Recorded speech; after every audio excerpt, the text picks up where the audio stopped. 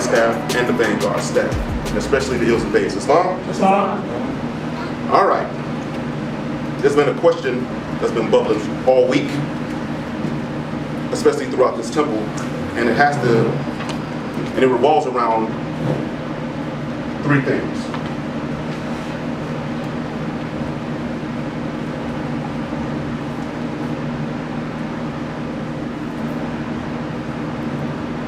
Key 100 to key 102, or you can say key 99 to key 101, depending on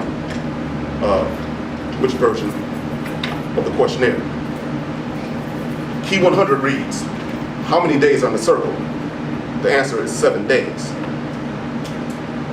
Key 101 asks, how many days are in creation?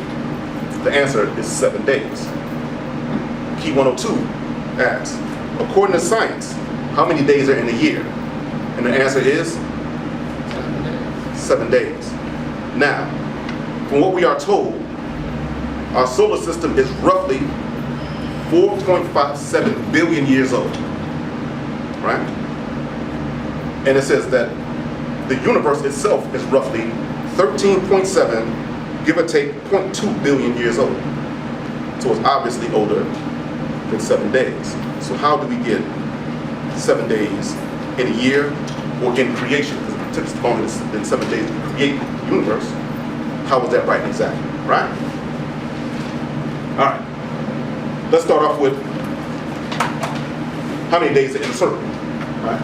Now, what does a circle represent? In the Moore Scientific America, in our teachings and things of that sort, all you masterminds, what does it mean when we show a seven? I mean a seven in a circle. It is the symbol of It's the perfect symbol. of the perfected man, right? Why is this a symbol of the perfected man, and how does that equal 7 days?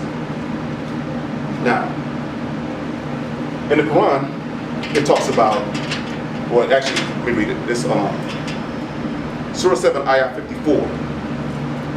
It says that, well, actually, we're not going to get to that, but that's creation. We're going to start in the beginning of the 7.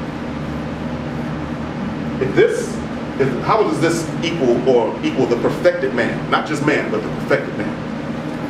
And how does that fit into the idea of 7 days?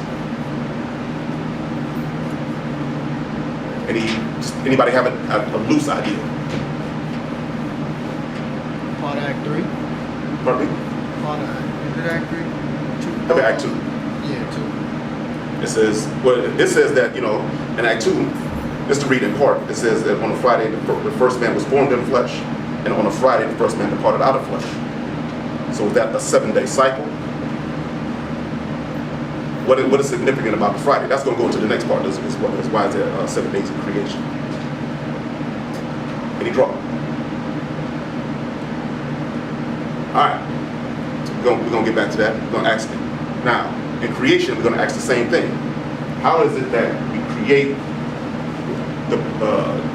in creation? Because every time there's a holy day, we say, I'll meet you next creation. We're talking about Friday, right? That's in our general conversation.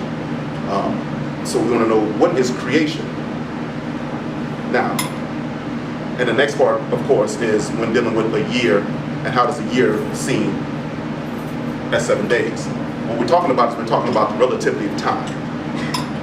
We are taught that time is a straight line with little events happening every once in a while. These events never come back around. It happens once, that's the past, and you keep moving. This is not really our mode of thinking when it comes to time, or should not be our mode of thinking when it comes to time. Our thinking of time is circular.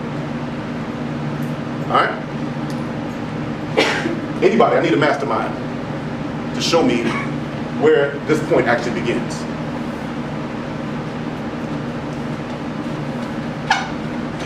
Well, it's a circle, so you have any beginning or end if you made a perfect circle. But So any point could be the beginning, right? Exactly. It could be the beginning of that cycle. And at the end of that cycle, there's another one, because time for us is ever changing. It's not ever changing, but it goes in cycles until we actually change the cycle.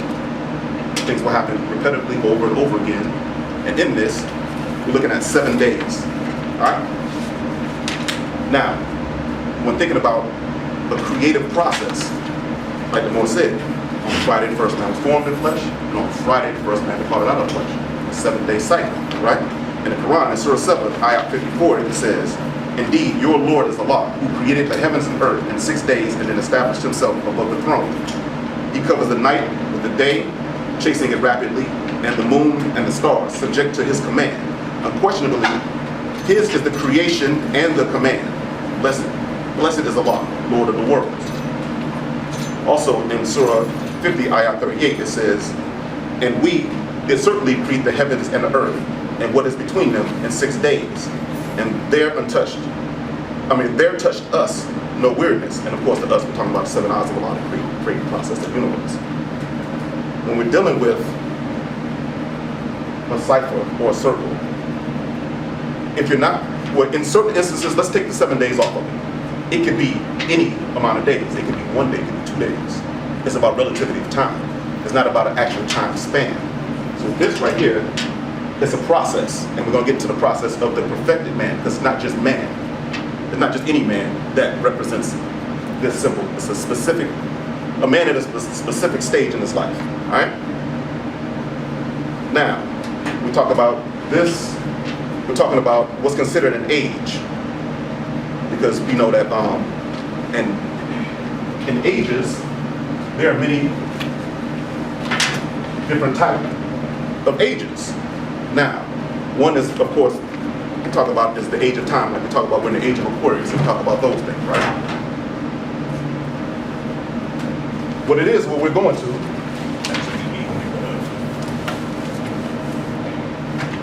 this idea here. What we have is we have something, a degree called the Great Month. The Great Month, or each age, according to astrology and things of that nature, you have what's called a Great Month, and that's when you go from one house to the next, or the span of a house. So if we go from, and each house is, we try to say 2,000 years, but it's really 20,150 years that you go from one house. So you go from Pisces into Aquarius, it takes this amount of time to go from each house into each house. This is called the Great Month. Now, anybody who has a calculator, or anybody that's a math genius, I need you to do me a favor. How many houses are there astrologically? Supposed 12. It's supposed to be 12, right? So we go through 12 houses. You multiply those two for me? 800.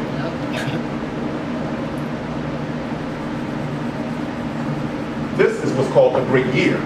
Now, that's not 365 days, obviously, but it's called the great year, just like that's not 30 days of a month, whatever. This is considered the great year. This is when you go through all the houses of the equinox. Now, this right here, sidebar, holds a key to what we talk about the 50,000 year piece. The length of our flag, and the dates and things like that. Our flag is 50,000 years old. This is actually a key to that. I'm not going to give you the whole key. That's just the key into it. All right? Now, let's go through the ages. Because what we have is we have a situation where it going through each house, we call it the precession of the equinox. It goes back through the zodiac backwards over a span of roughly 2,000 years, or 2150 to be closer, to be exact. Each house, every 72 years, position of the stars change 1 degree every 72 years. And that in itself is a key to the 5 points on the flag. So that's something, I'll let y'all figure that one out as well. For y'all some there. All right? Let's go through some of the ages that we know of, or that we've been told of. We have the age of Leo. Leo was supposedly 10,000 BCE for Common Era. Leo is known, the key words of Leo is I will. And they said that human domination of its environment happened around 10,000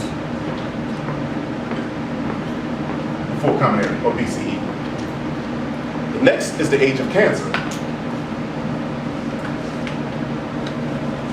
Cancer is roughly 8K, or 8,000 BCE, right? This is supposed to be, or The key word for Cancer is I feel.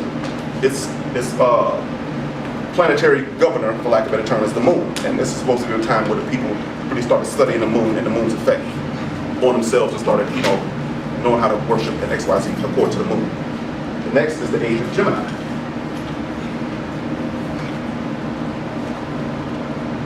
So let's say roughly 6,000 BCE, right?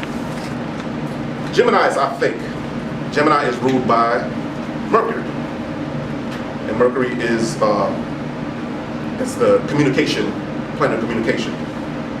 It's said that around 6,000 BCE, the expansion of writing or recordation first started. Then, of course, you go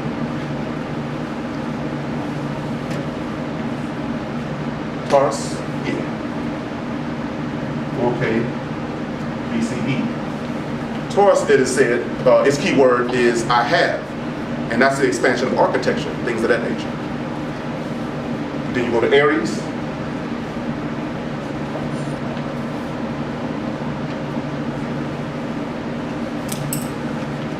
Aries' key word is I am.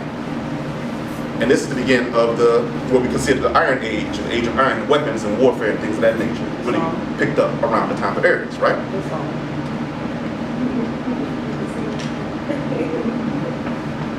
Pisces, which 0 to 2K of the common era, is I believe. That's his key word. Yeah, we know that about Aries. It is the expanse of religion and Christianity really strong around the world. This global domination and things of that nature. And then there's Aquarius.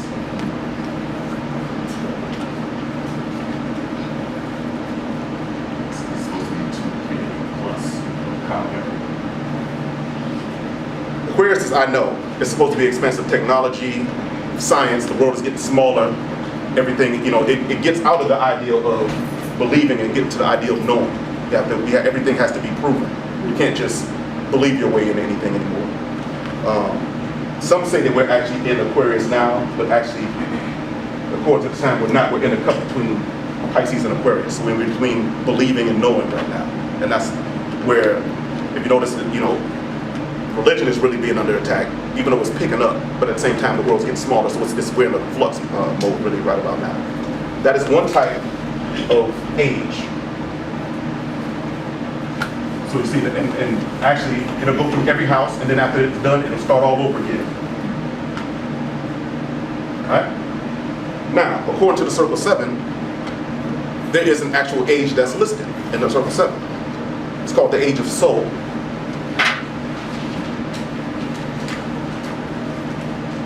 More specifically, the preparedness for the Age of Soul.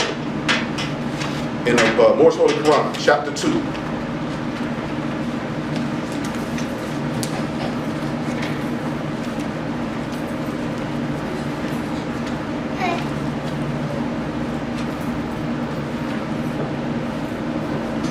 Let me know when you're there. That's fine? All right. Chapter 2, verse 10. Elihu said to Mary and Elizabeth, you may esteem yourself thrice blessed, for you are chosen mothers of long-promised sons. You, who are ordained to lay a solid rock, sure foundation stone on which the temple of the perfected man, go perfect the man again, shall rest, a temple that shall never be destroyed. Then it says, we measure time by cycle ages, and the gate to every age we deem a milestone in the journey of the race. An age has passed, the gate to another age flies open at the touch of time. This is the preparation for the Age of Soul, the kingdom of Emmanuel, of Allah and man.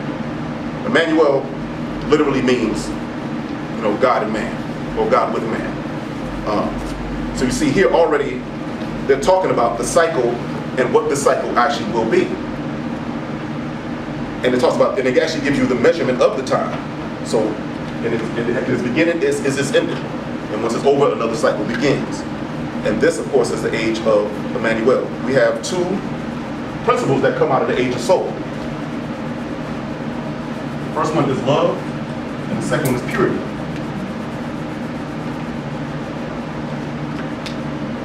Skipping to verse 18. when it's talking about justice, it says, teach them that Allah and man are one, but that through carnal thoughts, words, and deeds, man tore himself away from Allah, debased himself. Teach that the holy breath will make them one again. So you have this thing called the holy breath that will make them one again, restoring harmony and peace. That naught can make them one but love. That Allah so loved the world that he had clothed his son in flesh that man may comprehend. All right. Allah, it says, let me read this part again. Allah so loved the world that he has clothed his son in flesh that he may comprehend. What are we speaking to in that?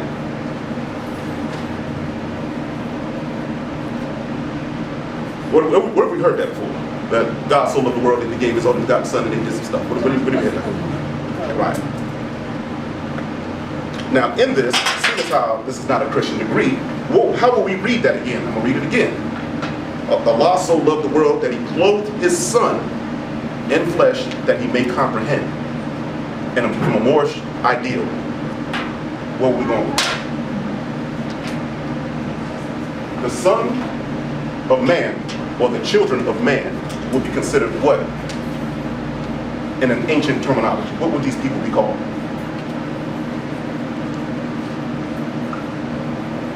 Moab. Moab. Oh, because it's That means of the Father. So when we're talking about that Allah so loved the world that he gave his son, the son that we're talking about, or the children that we're talking about, is us.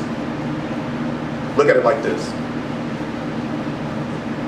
The Moors went to Spain, had wars with Europe, right? At a certain time, the Moors could have let them wipe themselves out. To not go into Europe would have killed all the Europeans. That's what's said. Like they were, suffering from some serious disease type situations. Okay. Who was the one that came and cleaned them up and did that whole thing? Well, the Moors, right? Mm-hmm. That's an example. Now I know that it's not the cool thing to think, or to think of yourself as a savior of humanity in a certain way, but those are our ancestors, and that's the things that they did. They had a specific want, need, and a function, and that's why you have Moors here today. Right now, it's the same thing over and over again. It's the same cycle. The cycle hasn't changed. Just the condition of the cycle has changed. We'll get to that. All right. So in that, chapter 2, verse 20, is talking about that. We call it the Moab degree or the Moabite degree. In that. All right. And it also says in 21 that the only savior of the world is love. Now, love, as we know it, is the process, by reading this, that will bring Allah and man back to one. It's this thing called love. That's our first principle, right? Now, in that, justice represents love. If you believe in justice and or not, it doesn't matter. It's about the process. It's not about necessarily the person. This process is the thing that we have to really start looking at. And when we take the people away and look at the process, it becomes very clear about the circular piece. Now, 21, it goes into purity. Oh, and when I say justice, I'm talking about Jesus as well. All right, I just don't. All right. 22, it says, now, love cannot manifest until its way has been prepared, and naught can rend the rock and bring down the lofty hills and fill the valleys up, and thus prepare the way but purity. 23 says, but purity in life men do not comprehend. John represents purity. Purity is that thing that makes that sets the way for love to actually manifest. Now, we say, well, we have examples of that. Let's go to Acts 7. At the very end of Acts 7, it gives you a ritual. It says that all Moorish Americans must keep their hearts and minds pure with love and their body clean with water, right? That goes back to this same degree, the same ideal. Let's talk about ritualism. How many of you have ever sat in on a Kemetic ritual, or an Egyptian ritual? All right, let me tell you what goes on. When you first walk in, there's a bowl of water. And what you do is you put your hand, you don't have to stick your hand all the way, but you put your hand in the water, and you walk in and you purifying yourself. And you usually wear white, but you know that whole thing. How many of our people are Islamic minded and have ever been to a masjid? What is the first thing you do before you present yourself before Allah? It's the same exact process. And it's all listed right here. You have to purify oneself before love can even manifest. How many of you tried to make, tried to pray in a dirty house? It doesn't really work that well. Your mind is all over the place. Everything is it's confusion. So in this, so you can actually see the processes of these. Now, let me ask a question. What are our five highest principles known to man? Have we yet manifested love yet? Are we still at the state where we need to purify? Have we even got to the first principle of the five highest principles? I know brothers like to jump straight to justice and swing swords and chop people's heads off. I know that people want to be, they want to be truth, and I'm the most honest person in the world, but have we actually gotten to the love part to even get, how are you going to get through to the age of soul and the process of love, and we ain't even got to the purity part yet. Now we'll talk about what it takes to become pure. We'll talk about that in a second. It says in chapter 1 that perfected man must pass through all the ways of life. To go through all the ways of life is what? A fight. I hope y'all start to see where we're going with this thing. In chapter 18, verse 23, it reads, in council, oh, I'm sorry, let me know when y'all name. What's the name of it? What chapter? Chapter 18. All right. Got it. Verse 23. In council, all the masters sat and talked about the revelations of the coming age. When she, the holy breath, we talked about the holy breath before, when she, the holy breath, shall fill the earth and air with holy breath and open the way of man to perfectedness and endless life. That we are the perfected thing again, the end of that process. Chapter 19, verse 27. It says, the problem of the age has been solved. So the age, obviously, is a circle, right? We're going to keep going back to that. Has been solved. A son of man has risen from the dead, has shown that human flesh can be transformed into divine flesh.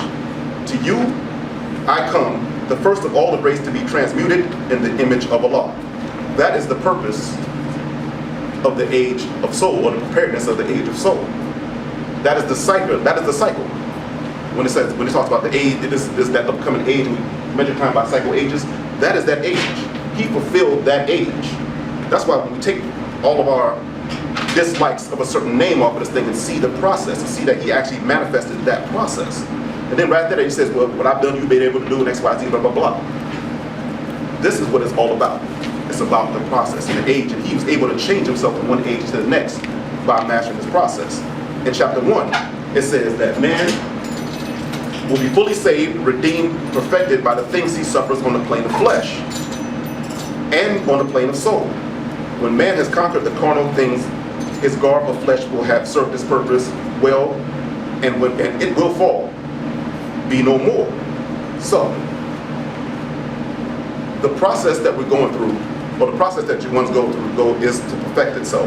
And when it perfects itself, it moves on to the next age. And the next age, after the age of manifest, is the age of soul, which is why it's called preparedness for the age of soul. It's about going from this stage to that stage. Now, this does not take one lifetime. So when we talk about things of reincarnation, because I was one of the ones that said reincarnation in the temple don't exist, in the North Side temple don't exist. I had to look that up. I'm backing you up. I'm rocking with you for a minute. I ain't a goat though, but we'll get that. This life has to keep, we're going to keep revisiting this life until we've gotten past all the foes that it takes to get past the fleshly things. And when we perfected ourselves, then we move on to the next stage. It's not just live and die and go into the next phase. It's not that easy. Everything has to go through a process, because the soul or the spirit man has to maturate. It's all about a maturation process. And after we fight those things on the next plane, then what happens is that it is said that we are returned back to our Father God Allah. Alright? Now, there's a question that I'm sure everyone is asking, because we have to bring this thing up to nowadays. It's not though. The question is with all this information, how long will it take for us to be, come up under the yoke of the European? And what keeps us in this paradigm? Now, who can answer the question, how long who would be under the yoke of the European? Because we've been fighting this foe for a nice little minute. How long are we to be in this process? There's the easy answer. How long do you want to be in this process? Exactly. No, I mean, it's just that easy. What keeps us in this paradigm? It is a book called the Kabbalah.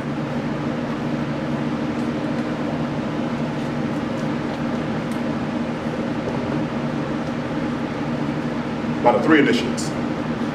And what in it talks about the 7 immutable laws of the universe. There's one that's called causality.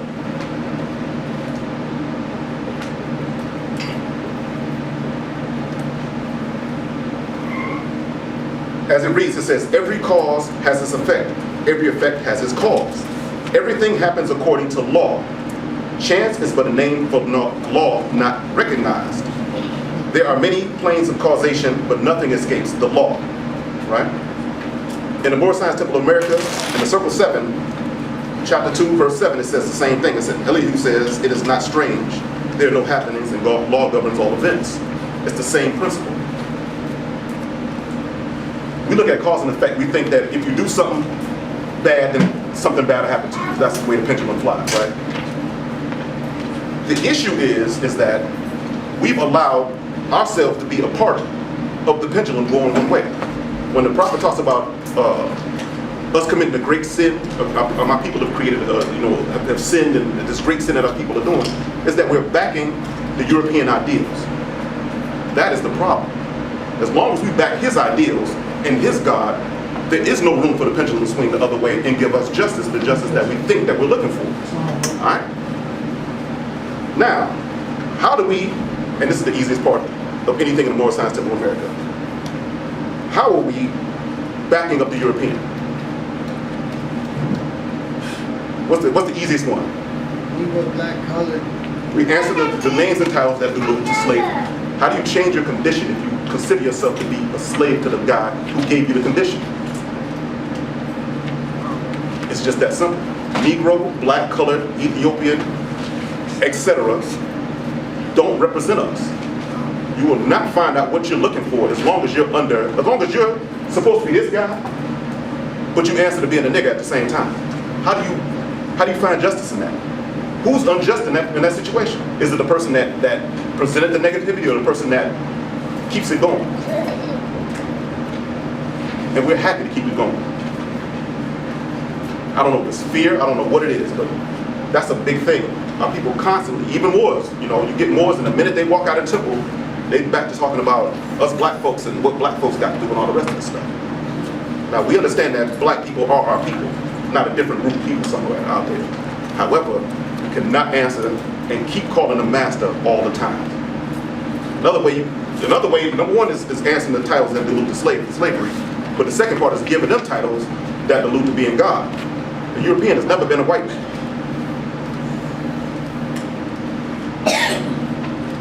How did he get to be white? Anybody got a Bible on how he get to be white? He called himself white. By being taught. And of course, what does the devil sometimes call himself? It's just that easy. We got to take back from him these things that he put in it. Because remember, these are his definitions. These ain't our definitions. Not necessarily. All right? Also, the second part, and this is the part that our people do not want to answer to.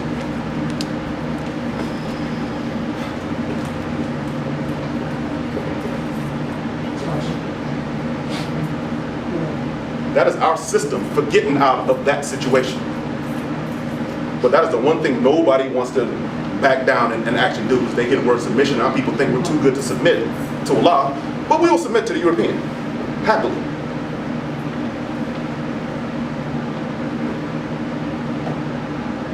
This is a book called The Rising Tide of Color Against White World Supremacy by a guy named